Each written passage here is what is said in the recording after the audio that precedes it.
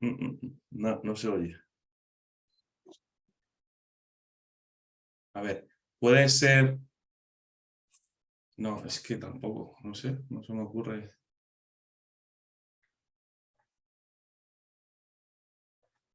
Ya empecé. Pues sí, intenta volver a conectarte, a ver. Exacto. Por eso el mensaje que envié que es importante el tema de comprobar todo antes de... A ver, ahora. Vale, activa el micrófono, la A cámara. ver, ¿ahora se escucha? Ahora Sí, ahora perfecto. se te escucha. Vale. No, es que es raro porque tenía, jolín, me he conectado con Zoom bastantes veces, tenía con la privacidad activada, y por si acaso, digo, para la actualización o algo, pero no sé. Bueno, gracias. Perfecto, ya está. Bueno, ¿empezamos entonces? En principio, como queráis, en principio será 10. Vale. Como empezamos perfecto. Me ha dicho Jesús, Rocío, me ha dicho que te presente, que te haga una presentación así un poco... voy a hacerte una presentación un poco a lo... Bueno, como hago yo en mis programas y ya está. Hala, punto final. Vale, te paso, si quieres, te paso como enlace a una bio o algo. No, tengo ya una bio Vale. tuya, más o menos. Una medio bio, ¿sabes? Tampoco es la bio del siglo, porque es lo que puede conseguir un periodista en un minuto, pero Creo que es bastante eso, ¿no? es una bio. A ver, no ha sido muy difícil realmente. Escribe Rocío Acebal en Google y anda, mira, está Jesús Pacheco, está con nosotros, ¿qué hace? Se va a No, conectar un ratito antes de ir a clase. Muy no, bien. Qué hombre más guapo hay por aquí. espera, ¿No están escuchando? voy a pedirle que active el micro o si no... Una pregunta, cuando se conecte la gente, digamos, ajena a los que estamos aquí hablando, ¿nos va a, o sea, ¿nos va a aparecer en la pantalla o es de estas veces que no sale? Sí, van a salir... No, van a salir... A ver, en principio entran con el micrófono y, bueno, en su caso, si han activado el vídeo, van a aparecer, ¿vale? Pero en principio van a entrar con el micrófono desactivado para que no puedan, no produzcan ruido, entre comillas, ¿vale? Vale, era para saber si controlábamos un poco antes de empezar, pues oye, darles si tardan un poco 10 minutitos o lo que fuera. Vale. Que es que como a veces hay reuniones en las que solo salen los presentadores y el resto de gente no. Vale, estupendo, gracias. Vale. Y Jesús, pues sí. Muy bien, Jesús. Vale, a lo mejor Jesús no quiere activar el micrófono. Buenas, sí. Hola, Jesús. No lo he escuchado. Vale, pues en principio, bueno, vais a entrar, los que vais a hacer el coloquio es Juan Francisco y Rocío, ¿correcto? Sí. Vale, Jesús, yo te pediría, exacto, que te pediría que estuviese en silencio, eso es. Y bueno, cuando sean las 10, pues todo para vosotros. Yo, si tenéis algún problema técnico o alguna cosa, me mandáis por chat, o si es algo muy urgente, pues ya activo también mi cámara y ayudo en lo que pueda, ¿vale? Vale, estupendo, muy bien, gracias, Santiago. Muchas gracias. Nada, a vosotros. Mucha suerte Gracias. en un coloquio. Nada, pues eso, te voy a hacer una como presentación pequeñica y tal, y ya está. Y luego ya, pues yo qué sé, ¿de qué hablamos? Pues aleatoriamente, se coge un tema aleatorio y se habla sobre eso. Yo he hablado muchas veces de cuál es el gatito más mono. Y por supuesto siempre gana el mío, claro está.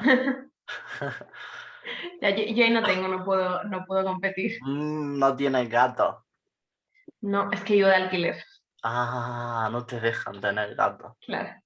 Oh, mal asunto ese, la verdad. ¿Qué se hace en la vida sin un gato? Ya. No se puede escribir poemas casi sin un gato, ¿eh? Estás quitándole la mitad de hierro al asunto. Está complicado. Sí. No sé si conoces a Katy Parra, de aquí, No. de Murcia.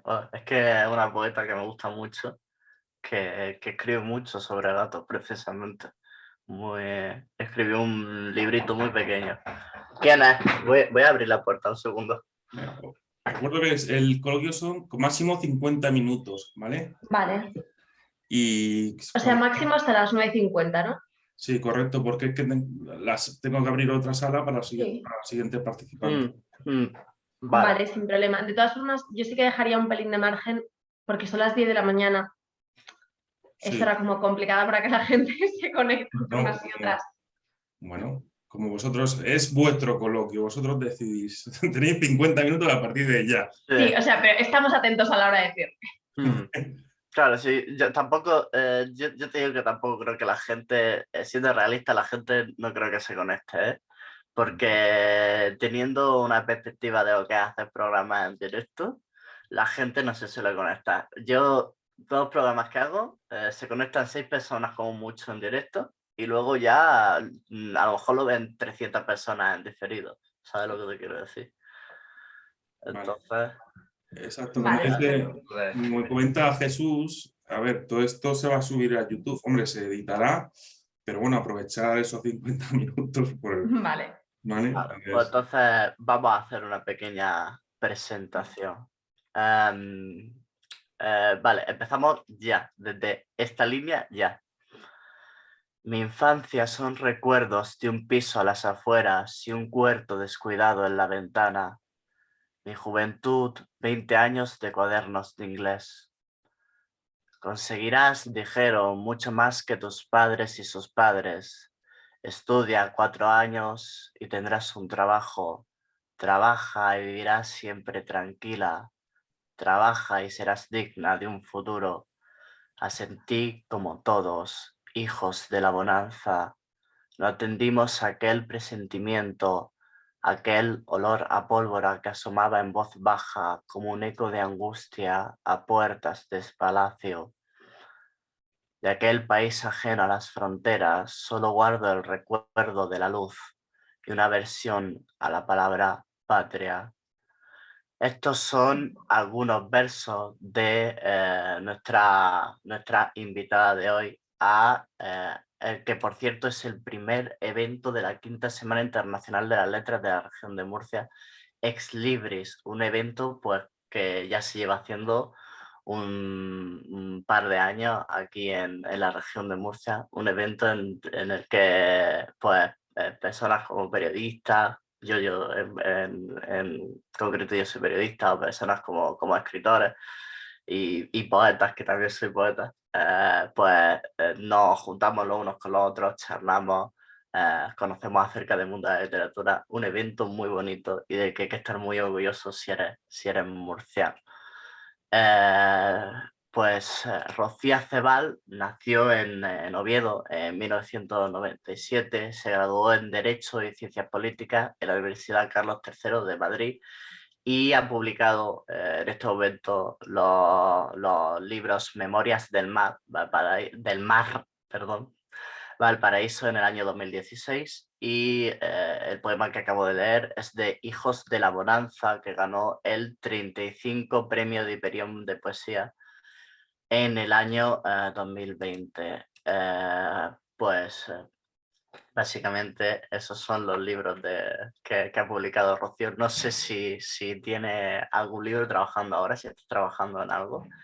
Si se puede decir algo de lo que estás trabajando. Sí, siempre se puede decir, bueno, lo primero, muchas gracias Juan por la presentación y sobre todo también gracias Jesús por invitarnos y por darnos este espacio y dejarnos compartir este coloquio, que estoy segura de que será estupendo. Pues yo estoy trabajando en algo, pero escribo muy lento. Siempre he escrito muy lento. Cuando estaba en la universidad ya iba despacio, ahora que trabajo voy ridículamente despacio. Con lo cual sí, tengo unos cuantos poemillas sueltos, pero no puedo decir que tenga un proyecto definido ni realmente un libro en el que esté trabajando. Estoy más bien trabajando en ir viendo por dónde va mi poética y por dónde puedo ir encontrando un camino. O sea, estoy todavía muy pronto en el camino. He leído algunos poemas, sobre todo los que he leído han sido de Hijos de la Bonanza. Veo que el Hijo de la Bonanza tiene un tono mucho más social. No sé si sigues queriendo explorar ese tono o si has decidido a explorar otros ámbitos diferentes. Creo que Hijos de la Bonanza contaba una historia muy concreta y tenía una vocación muy, en ese sentido, casi narrativa de contar la historia de una generación, de una clase concreta, a lo largo, en este caso, sobre todo de la crisis de 2008 y los coletazos de la misma. La coincidencia y el azar de la vida supuso que se publicara en 2020 en ciernes de otra crisis económica, social, absoluta, hasta el punto de que no había librerías abiertas. Cuando el libro ganó el premio, tardó meses en poder publicarse simplemente porque no había imprentas abiertas tampoco. Fue un poco así. Pero no creo que temáticamente el siguiente libro sea igual. No creo que vaya a abandonar la poesía, digamos, social o política absolutamente, simplemente porque yo como persona soy muy política. Yo, como comentaste antes, estudié ciencias políticas, sigo siempre de cerca la actualidad, entonces eso va a estar siempre ahí de alguna manera. Creo que quizás la vocación política va a ser un pelín menos, ¿cómo decirlo?, explícita, que va a ser un poco más una política de un feminismo que evidentemente lo impregna todo, una política de una visión del mundo que impregna cómo amo, que impregna cómo vivo y que impregna cómo entiendo el mundo, pero menos en el sentido explícitamente combativa, por decirlo de alguna manera. Creo que como estamos en una semana de las letras, creo que va a molar mucho que hablemos un poco de procesos creativos o de procesos de escritura. Yo sí que, por ejemplo, cuando escribo un poema soy una persona que a veces lo escribe, no sé si te ha pasado a ti, que coges una cosa, estás en tu casa, yo qué sé, haciendo cualquier cosa y de repente se te ocurre un poema y lo escribes tal que así. Y no sé si alguna vez has cogido un poema, lo has escrito tal que así, lo has publicado, sin cambiar ni un solo ápice del poema, porque eso me resulta curioso. Se hace, yo creo que pocas veces, pero yo creo que se hace. No sé si tú has llegado a trabajar algún poema así o de qué forma has llegado a trabajar los poemas. Para nada, yo soy absolutamente incapaz de trabajar así. Yo los poemas, alguna vez he podido más o menos, digamos, escribir una primera versión del tirón. A lo mejor sí que pues, de alguna forma acabo esa primera versión del poema de una vez, pero luego lo releo, lo reescribo, lo vuelvo a releer y, o sea, yo tengo mi proceso creativo normalmente no es particularmente ordenado. En ese sentido soy muy caótica, no sé que hay gente que tiene, que me fascina además, pero soy incapaz, estos planes de me voy a levantar a no sé qué hora, me siento, escribo y luego pues voy a la universidad o voy a la oficina o lo que sea. Nunca he sido capaz y tampoco además es una cosa que a mí creativamente o sea, para mi propio proceso me parezca productiva. Yo casi todos mis poemas los escribo en las notas del móvil. Antes los escribía en libretitas y me escribía muchísimo, por ejemplo, en los apuntes de la universidad, en las páginas de cortesía de los libros. O sea, escribo un poco donde lo pillo y tengo muchísimos versos sueltos, por ejemplo. Tengo notas del móvil que son exclusivamente notas de versos que en algún momento se me han ocurrido, me han sonado bien y los he dejado allí. La mayoría no se van a utilizar, pero allí están. Y tener los poemas siempre tan disponibles en las notas de móvil supone que muchas veces los releo, los corrijo, les doy cambios, sobre todo con el tiempo. Me da la ventaja de que no tengo que expresamente acordarme del poema y decir voy a volver a trabajar en esto 2 meses después. No, 2 meses después tengo un rato libre en el metro y abro el poema y digo, no, esto leído como con una cierta distancia, que al menos para mi creación es muy sana esa distancia, este verso no funciona o esta palabra no da la impresión que tendría que dar. Creo que para mí lo más útil en ese sentido es alejarme del poema hasta el punto de que lo puedo ver no exactamente como si fuera lectora, pero creo que con una distancia suficiente entre la posición de autor-lector en un término medio allí. Y la verdad es que agradezco este sistema, porque si no sería demasiado impulsiva y creo que no me permitiría realmente hacer algo cuidado y tan, o lo que yo entiendo que es tan, por lo menos, pensado y preciso. O sea, el poema me parece que funcione o no, sea un buen poema o no, como mínimo a mí me reconforta poder decir, está trabajado, los adjetivos están pensados, las palabras son exactamente las que querían decir, lo que yo quería decir. Y si no gusta, no gustó, incluso a mí puede no gustarme a posterior. Pero eso en el proceso creativo me deja tranquila. Aunque a mí me gusta esa parte porque cada vez que escribo algo, sobre todo a mí me gusta mucho, no sé si te pasa, el coger, cuando tengo ya muchos poemas que he trabajado durante un tiempo, que también trabajo mucho en móvil, y releyendo, porque siempre yo creo que los poetas releemos 200 millones de veces lo que hemos escrito. A mí me gusta mucho imprimirlo, tenerlo en papel y trabajar de nuevo en papel, porque para mí el papel es que es una cosa que es como que simplemente el hecho de ver la letra más grande, como en un cuerpo más grande, y ver todo lo que hay dentro, es como, no sé, me ayuda mucho y además es muy fácil coger un bolígrafo y garabatear y subrayar y de hacer un círculo por aquí y hacer una flechica, es decir, bueno, en esta estrofa he querido esta idea, pero en esta idea me falta tal y tal concepción. No sé si alguna vez has trabajado también en papel, después reimprimiendo los poemas y trabajándolos así, no sé si... Sí, absolutamente. Es otra forma de engañar al cerebro, supongo. Lo mismo que dejar espacio, digamos, entre la primera escritura y la segunda, creo que hacerlo en papel también te da una forma, digamos, una visión nueva sobre el texto. Yo lo suelo hacer cuando ya tengo, lo comentabas, cuando ya tengo el libro un poco más formado y ya le estoy haciendo unas correcciones finales.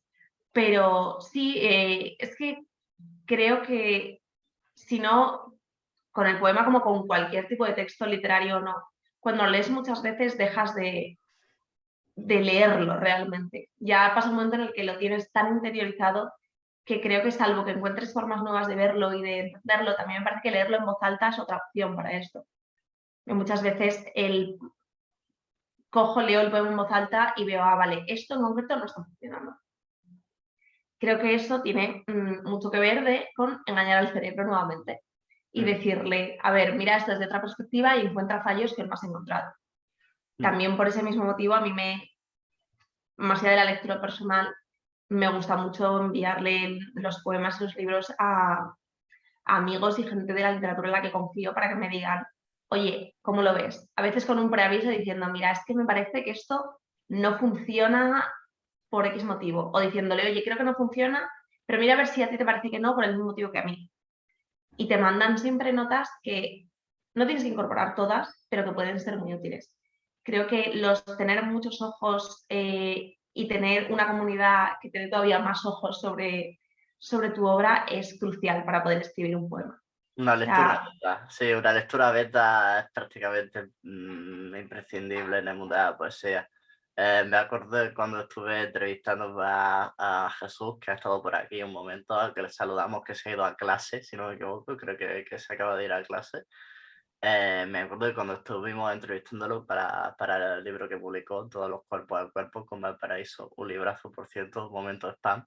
Comprarlo está muy chulo, está muy guay, la verdad.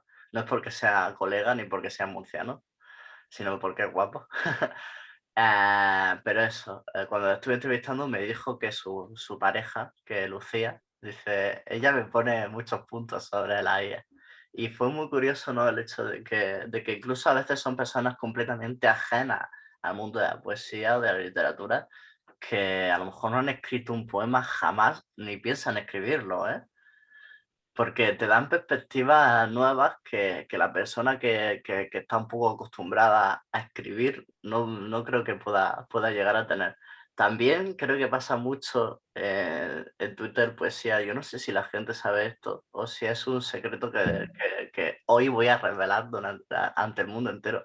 Pero cuando nosotros escribimos, hacemos mucho, cuando nosotros y nosotras escribimos, hacemos mucho un proceso como de investigación casi científica a veces, ¿no? Porque yo he visto muchas personas que dicen en Twitter, pues sea, recomendarme libros que vayan sobre el dolor de la pérdida de una madre, sobre el amor a no sé qué, sobre la ternura.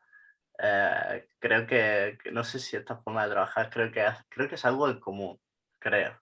Pero Sí, creo que al final la lectura es que es fundamental. O sea, seguramente o sea, para la poesía y para otros géneros también. Yo es que personalmente, digamos, solo manejo poesía. Pero claro, uno tiene que leer lo que vino antes, lo que está viniendo, no puede, por lo mismo por lo que es importante para mí escribir en comunidad y tener amigos en los que confíe, que me puedan decir, oye, esto no funciona, también tengo que saber pues, qué se ha escrito. O sea, creo que si no hay siempre un riesgo de pecar de un adanismo sin sentido ninguno. Y sobre todo cuando creo que el mayor peligro es creerse innovador sin haber leído antes.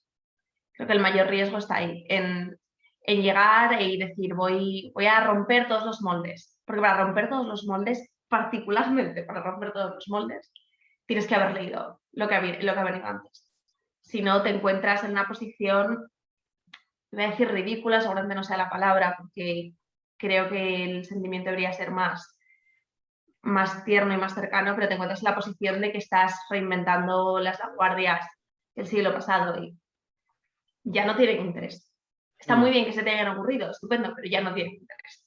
sí, no, sí, leyendo cosas luego te das cuenta de que cosas que he leído en libros posteriores, luego voy a libros como más antiguos, bueno, antiguos, que al final se escribieron hace 30 años, 40 años, y dices, aquí hay muchas cosas que se han escrito después, aquí hay mucha poesía utilizando solo 3 versos o solo un verso, que eso parece que se ha llevado mucho últimamente. Poesía rompiendo los esquemas de la posición de los versos, incluso escribiendo un verso aquí y otro aquí, y si lo lees para arriba y para abajo tiene sentido, pero si lo lees de izquierda a derecha, tiene sentido también. Todas esas cambios estructurales y prácticamente casi cualquier cosa que se pueda ver ya se ha escrito. Claro. Sobre qué temas más te gusta leer. A mí me gusta mucho, por ejemplo, leer cosas divertidas, por cierto, que hay muy poca cosa divertida, creo, o que todavía falta un poco. Sobre la inocencia, sobre la ternura, me gusta mucho, me parecen temas muy bonitos. Hay un poema de Gabriel Celaya, no sé si has leído un poema de Gabriel Celaya que se llama Debo ser algo tonto. No, no lo conozco. No, venga, vamos a leerlo, ya que estamos, vamos a hacer una lectura de poemas. Debo ser algo, esto es muy bueno porque tenemos internet y entonces puedo leer cualquier poema que quiera. Me gusta mucho este poema, por cierto. Dice, debo ser algo tonto porque a veces ocurre que me pongo a hablar solo y digo cosas locas. Digo nombres bonitos de muchachas y barcos o títulos de libros que nadie ha escrito nunca. Debo ser algo tonto. Babeo, grito y lloro. Los verbos absolutos me llenan de ternura y esas vocales sueltas, inútiles, redondas, que vuelan para nada, me elevan boquiabierto hacia no sé qué gozos. Soy feliz y por eso también un poco tonto.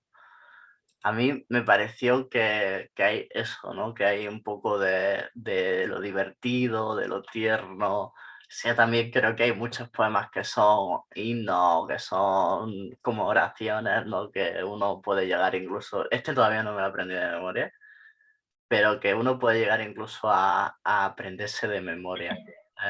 No sé si tú tienes algún himno o algún tipo de poesía que sea la que más te llama. Más que temática, diría que leo por autores. Creo que una vez que me gusta el estilo de un autor, ya tengo facilidad para adaptarme a todo aquello de lo que hable. Pero sí es cierto, yo tengo una cierta debilidad también por los autores que tienen ese gusto, no sé si por el humor o por la ironía, porque haya siempre un punto ácido de fondo. Me resulta, en cualquier temática, me resulta muy atractivo. En ese sentido, por ejemplo, pienso, me encanta Ángel González, me encanta Víctor Botas, me encanta Miguel Dors, incluso me encanta, y lo comentaba hace poco precisamente con otra poeta murciana, con María Sánchez Saurín, me encanta también cuando, por ejemplo, Ángela Figuera, en una época en la que me parece que tenía todavía más mérito ser irónica, de pronto hacía un poema como Culpa, que es un poema absolutamente trágico, es un poema triste, y sin embargo es un poema que tiene esa retranca irónica, ácida, que te queda, que te saca un poco de la tragedia pura y a la vez te sumerge más en ella y te da todavía un conocimiento más profundo de ella. A mí este poema que de verdad me fascina es un poema en el que Ángela Figuera va contando pues lo mal que está todo, pero termina diciendo, bueno, pero ¿qué culpa tenemos nosotros? Esto, pues bueno, es lo que tiene, esto es decisión de Dios. Nada, y nos vamos al cine va a coger un tranvía. Y para mí es ese tipo de poesía que te da un golpe, pero lo hace con gracia, es absolutamente fantástica. También en la poesía, creo que en la poesía del norte, y particularmente porque es la que yo más conozco del norte, en la poesía asturiana, es bastante frecuente. Entonces puede ser, yo soy de Oviedo, entonces puede ser que forme un poco parte de mi educación sentimental, porque al fin y al cabo ahí está Ángel González, ahí está Víctor Botas, en los poetas jóvenes, y ahí está Mario Vega, ahí está Lorenzo Roal, que también trabajan mucho la ironía, esa forma de ver la vida más hacia. Por cierto, Ángela Figuera, creo que María nos ha subido a todos al barco de Ángela Figuera. Estamos ya todos en ese barco completamente. Y a ver dónde nos lleva. Yo ya me compré la antología completa de Ángela Figuera por culpa de María Sánchez Saurín. Que sepa, María, que todo esto es tu responsabilidad únicamente. María está escribiendo ahora un ensayo, si no me equivoco, sobre Ángela Figuera. No sé si tú la conocías de antes de presentar el libro con ella. No sé dónde lo presentó, la verdad, no me acuerdo. No sé si fue en tu tierra o en qué sitio lo presentaste con ella. En Madrid, en Tipos Infames. En Madrid, ¿no? Sí, claro, claro. Sí, Y María, o sea, María y yo habíamos coincidido en unos encuentros de verano que se hacen en la Universidad Internacional de Andalucía, que se hacen en Baeza sobre poesía todos los años. Entonces, no todos los años hemos ido las dos, pero hemos coincidido en varias ocasiones. Entonces, sí la conocía y como yo ahora estoy viviendo en Madrid, vino a presentar el libro a Madrid y ahí estuvimos conversando y debatiendo. hay conexión entre las poetas de esta generación. Sé que creo que guardas también muy buena relación con... A ver si me voy a acordar ahora. Eso, con Rosa Verde. Sí, con Rosa, creo, si no me equivoco, que guardas buena relación con Rosa, con María. A las dos las conozco personalmente. Sé que Rosa un poco menos, pero también ha escrito alguna cosa de ámbito social. Heredera es completamente, creo, un poemario social. No sé si ahora mismo se está haciendo aquí un círculo de poetas femeninas y sí compartir muchas cosas. Bueno, yo en particular, sobre todo conozco a la gente que está en Madrid, más que nada porque es donde vivo. Entonces, por ejemplo, pues sí que leo con bastante atención, por ejemplo, lo que escribe Carla Niman o lo que escribe Candela de las Heras, que además he tenido la suerte de conocerla cuando estaba en Asturias y de conocerla ahora que las estamos en Madrid, o Dalia Alonso, que acaba de publicar un libro que se llama La Divina, que también es estupendo. Yo creo que no sé si hay una cierta conexión diferente. Quizá creo que las conexiones son más regionales por pura cercanía, porque si estoy en Madrid y voy a una presentación del libro, me voy a encontrar con la gente que está en Madrid. Entonces, al final, con la gente con la que una tiene más trato, por lo menos yo que no soy muy de WhatsApp ni de conexión telemática, al final con los que uno tiene más tratos con los que puede coincidir aquí y se puede tomar un vino después de una presentación aquí. Entre los poemas que he leído de ti, hay un poema que se llama Proceso Literario, en el que parece que hace una especie como de crítica así satírica a cómo se lleva la literatura hoy en día. ¿qué crees, qué cosas crees que quitarías de en medio de un plumazo en el mundo de la literatura? Yo en esta pregunta soy muy radical, ¿eh? Yo volaría la mitad de las cosas, ¿eh? No sé. Yo creo que hay cosas que a mí quizás me molestan o me siento más alejada de ellas o me parecen quizás un poco, nuevamente sí, un poco ridículas por su propia naturaleza, pero se trasladan a la literatura como se trasladan a otros ámbitos de la vida. Fundamentalmente creo que se resumen en el punto de quedar bien con todo el mundo y de tener que un poco hacer esa performance, digamos, de alguna manera personal.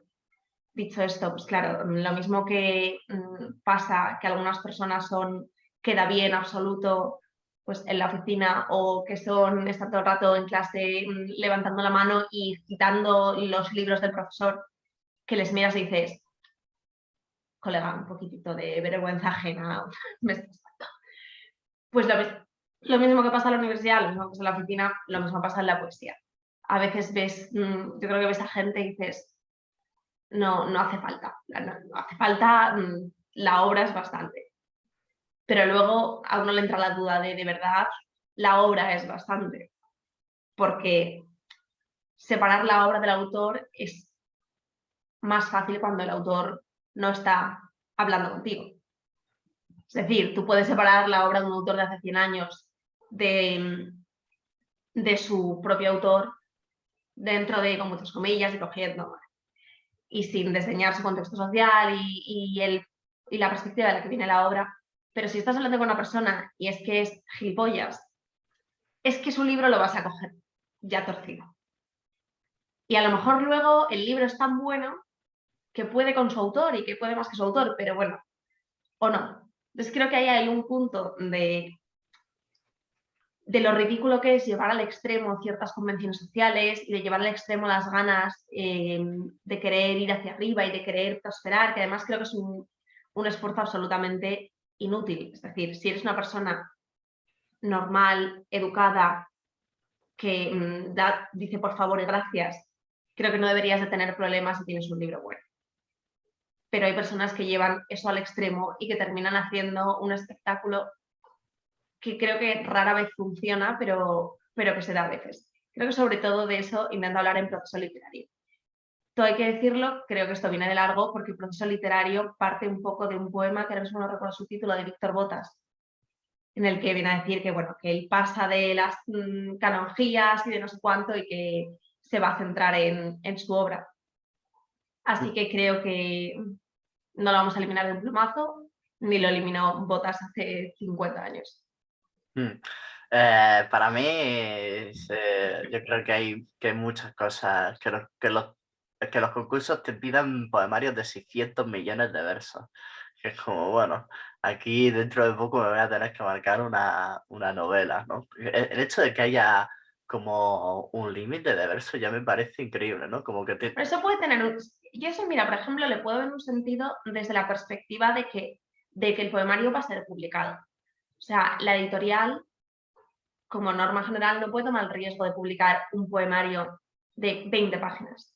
Creo que es un punto simplemente de que el libro a lo mejor no tiene sentido que salga así. Entonces, antes que descartar, o sea, creo que es más que nada un aviso. Tampoco sé si se lleva de forma estricta, nunca me he puesto a contar. Entonces, pero la cosa es que entonces aquí vamos a la máxima crítica. Es por qué tiene que ser publicado, por qué tiene que ser impreso, por qué tiene que estar en un formato físico o en el formato físico que siempre ha sido, porque hay libretos cortitos yo he visto libretos de Claro, hay plaquettes, por ejemplo. Eso, plaquettes. ¿Por qué no puede ser una plaquette? ¿Por qué tiene que venderse? ¿Por qué tiene que publicarse? Quiero decir, al fin y al cabo, lo importante es que se escriba bien, ¿no? Que lo demás no debería ser importante porque entonces... Pero si hablamos de un premio que lleva como parte de la presentación del libro su publicación, le ves simplemente el sentido, pero además no solo para la editorial, sino por un punto también de una criba previa. Es decir, no vamos a aceptar un libro que no vamos a poder publicar. O sea, pensando, digamos, o sea, yo no he escrito las bases de ningún premio, pero pensando en la expectativa que se genera. Es decir, si yo fuera la editorial diría, no vamos a recibir libros que no vayamos a poder publicar y no vamos a darle a alguien la expectativa de que está presentado a esto y de que esté pendiente y no sé qué, si su libro, por motivos puramente prácticos, no puede ver la luz. También creo que en ese sentido tenemos mucha suerte con la cantidad de editoriales independientes y editoriales pequeñas que pueden publicar propuestas más arriesgadas y que están ahí trabajando todos los días para sacar esos libros que a lo mejor no tienen cabida en el premio de no sé dónde, porque hay mucho mundo más allá de los premios. O sea, a mí los premios me duelen muy poco en el sentido de que me parece que hay que cogerlos desde lo que son. Son propuestas editoriales, o sea, y apuestas editoriales por normalmente una línea estética, un tipo de obra concreta. Entonces, creo que ni sientan cátedra de que todos los libros que ganan este premio son buenos. O no, hay una mayor garantía, evidentemente, porque ha pasado por un filtro, bueno, que se entiende, un filtro competitivo que se entiende que algo hará. Pero bueno, puede ser que no. Y sobre todo, puede ser que haya un libro buenísimo, pero buenísimo, que se presenta a un premio y que en este premio concreto no tenga trayectoria, porque no coincide con el estilo de la editorial, porque al final ese estilo se va a plasmar en un jurado concreto. Es decir, no todos los jurados tienen la misma composición y por tanto no todos van a premiar el mismo tipo de libro. Creo que con el tema de qué se debe publicar, qué no, a mí la verdad que se debe publicar me da exactamente igual. O sea, en ese sentido yo no soy nada restrictiva de es que no sé qué, no podría. No, si hay una editorial que puede tirar para adelante con el formato o hay un autor que quiere sacarlo por su cuenta porque no tiene cabida, porque es verdaderamente tan rompedor que a lo mejor no tiene cabida en el mundo editorial, por amplio que sea, para adelante.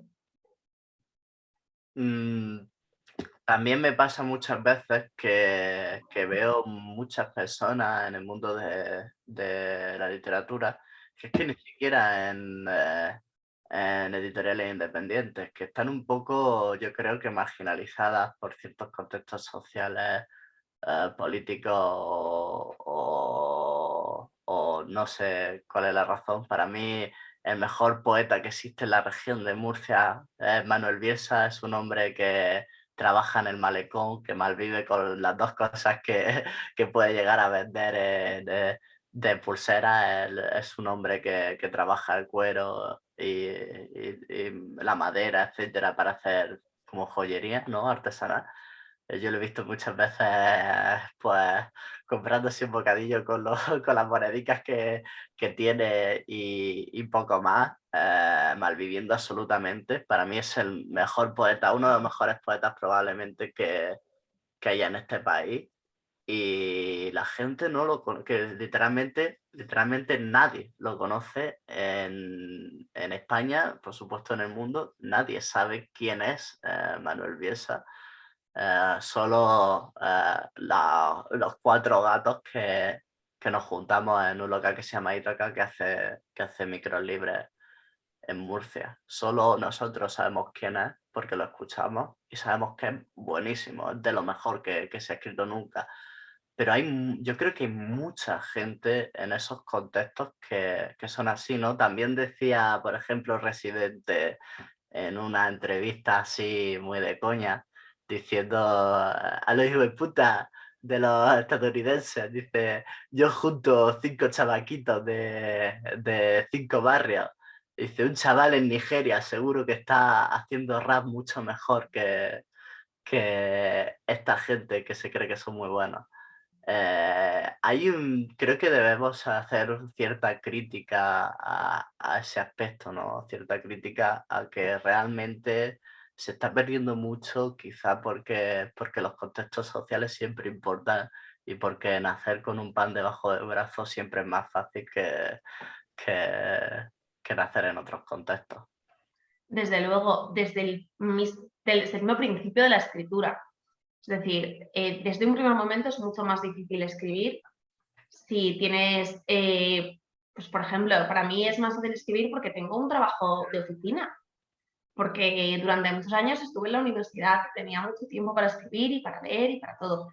si tuviera un trabajo o quien tenga un trabajo, por ejemplo, puramente manual, en el que llegues a casa absolutamente exhausto y no tengas ni energía ni tiempo para leer, o tengas que hacer un esfuerzo verdaderamente titánico para hacerlo, o sea, en el que no tengas a lo mejor acceso tampoco a la adquisición de tantos libros, a las obras de otros autores, en el que no tengas la posibilidad de decir, oye, mira, me voy a coger esta mañana, voy a compensar estas horas no sé cuándo, porque voy a ir pues, a un coloquio no sé dónde, o porque voy a ir a la presentación de no sé qué. Creo que hay una serie de posibilidades materiales que son las que te permiten, de alguna forma, escribir. Y eso todavía quizás se magnifica más si milagrosamente consigues escribir con todas estas circunstancias sociales adversas, vas a tener luego un problema para difundir tu obra. No es tan fácil que se te conozca si no tienes mismamente periodistas en tu círculo cultural, en tu círculo de amigos. Es decir, si todos tus amigos han ido a la universidad y entonces tienes uno en comunicación y es que no sé quién conoce no sé quién, siempre va a ser más fácil que se hable de tu vida. Y si además tienes los códigos que socialmente se te han dado para manejarte en determinados ambientes, va a ser más fácil que caigas en gracia. Y si tienes el tiempo además para hacer un esfuerzo, también va a ser más fácil. Creo que ahí el dinero propiamente, o sea, la posición social de una persona ha influido siempre, pero sigue influyendo en sus posibilidades en la literatura. Eso, desde luego, incluso también la región. Es decir, si yo vivo en Madrid, pero tengo pocos recursos, por lo menos tengo un cierto abanico de posibilidades de sitios a los que puedo ir, de presentaciones, de no sé qué. Si es que si encima me tengo que desplazar, es que ya se vuelve prácticamente imposible. Creo que eso es una verdad fundamental de todos los ámbitos culturales. No sé si en la poesía es mayor, es menor, si cómo se traduce en la novela. Intuitivamente creo que en la poesía, pero esto muy intuitivamente y no sé si hay algo que lo corrobore, creo que en la poesía debería darse menos que en la novela, o sea que debería ser más fácil que en la novela simplemente porque te requiere menos espacio mental constante escribir un poema que escribir un libro. O sea, tú puedes escribir un poema y puedes retomarlo 3 meses después y puedes releerlo, reescribirlo, no sé cuánto, pero no es lo mismo que tener que escribir un libro de 500 páginas. Para eso necesitas tiempo, necesitas descanso, necesitas espacio mental y si no lo tienes, seguramente no saldrá adelante. Al final yo creo que también falta cierta representación en eventos. Es libris. Porque yo siempre lo he dicho, ¿no? Yo creo que hay muchas personas que se presentan a microlibres. Yo he tenido a ser presentador de microlibre de aquí, de la región de Murcia. Veo muchos chavales y veo muchas chavalas que empiezan la universidad, 19 añicos, 18 añicos, muy jóvenes, personas que están empezando con mucha ilusión, que se acercan porque, no sé, alguien te conoce aquí en la región de Murcia. A mí me conocen algunas personas por el premio, por ejemplo, regional que gané aquí en la región de Murcia y tal. Se acercan con toda la ilusión del mundo y te dicen, a mí me gusta escribir, quiero seguir escribiendo, tal y cual. Y yo, pues siempre que puedo, utilizo mis contactos en eventos y tal para colarlos, para conseguir que esas personas estén. Pero también me falta un poco que todas las personas que hacen eventos importantes vayan, se presenten a los micros libres, vayan allí, conozcan a la gente y sean ellos lo que hagan, ¿no? Que como se dice en el mundo del rap, no sé si conoces mucho el mundo del rap, bajarse al parque, no sé si conoces esa expresión de bajarse al parque. El parque, las primeras batallas de rap que se hacen en un parque entre 10 personas, no las ve nadie, y el mejor rapero de la historia ha pasado por el parque. Ahora, el mejor poeta de hoy en día no sé si han pasado por un micro libre por el parque. Y creo que, no sé si eso, si el hecho de que las personas que están en la posibilidad de hacer eventos importantes vengan a los micros libres y vean un chaval que está empezando y digan, mira, nos vamos a llamar al 7º premio de poesía de no sé qué. O sí lo vamos a llamar, pero también te vamos a llamar a ti. Aunque hayas escrito 2 poemas, aunque tus 2 poemas sean igual que los 7.000 millones de poemas que se han escrito ya y no digan nada nuevo, aunque no sean ni siquiera poemas buenos, pero tú tienes ganas y tienes ilusión, te vamos a llamar y te vamos a dar un espacio. Porque sin espacio, sin cosas como Ítaca, luego ¿qué se hace? ¿Cómo construye la cultura de un sitio? Es mucho más importante que una editorial, que un libro. Los libros pueden desaparecer todos, los espacios no. Creo que sobre todo es importante que se vaya un poco, creo que todo es en este sentido progresivo en la literatura. Por ejemplo, yo durante muchos años tuve el placer de participar con Mario Vega y con Lorenzo Roal en la edición de Mare Magnum. Era una revista, era una revista pequeñita en la que simplemente nos esforzábamos por sacar poesía joven, gente que conocíamos más, gente que conocíamos menos. Siempre tuvimos un correo abierto al que nos podían llegar las colaboraciones y en el que nosotros, bueno, pues hacíamos una cierta selección. Y este ejercicio para mí era muy importante. Lo fue cuando yo empecé el primer número de Mare Magnum. Yo no fui editora, yo fui colaboradora. Para mí ese primer número fue la primera vez que vi un poema mío en un papel que no evidentemente soy yo. Para mí eso fue muy importante en términos de confianza, en términos de poder sentir que me podía dar a conocer de alguna manera y sobre todo que alguien podía, más que darme a conocer a mí misma, que alguien podía leer lo que yo había escrito. Entonces eso era fundamental y de ahí pues con eso ibas conociendo a más gente porque ya te permite crear una cierta red de personas que sabes que están escribiendo a la vez que tú y que sabes que tienen inquietudes similares. Entonces, para mí lo más fundamental son esos pequeños círculos que se van ampliando y que van creciendo y que poco a poco van creciendo juntos. Creo que más que un tema de los grandes eventos, porque los grandes eventos hay muchos factores en juego, entre otros, que muchas veces hay dinero público en medio, entonces de alguna forma tienes que justificar porque se invita a una persona y no a otra. Entonces, en esos casos yo entiendo mucho más que se haga una selección estricta simplemente porque no sé el caso de cada evento, pero si es el dinero de todos, entiendo que tiene que haber algo que te evite que vayan 3 amigos que estaban por ahí, que no tiene por qué ser la intención siempre, pero que es algo que puede suceder y que con unos estándares que seguramente tengan unos sesgos se evitan. Ahí seguramente haya que elegir entre cuánto se controla en qué gastamos el dinero de todos y cuánta libertad a la hora de la selección queremos tener.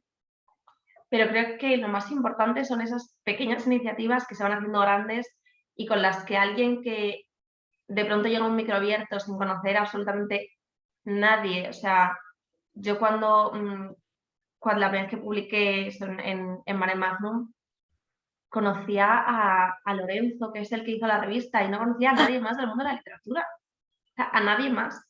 Y poco a poco, jolín, vas descubriendo cosas.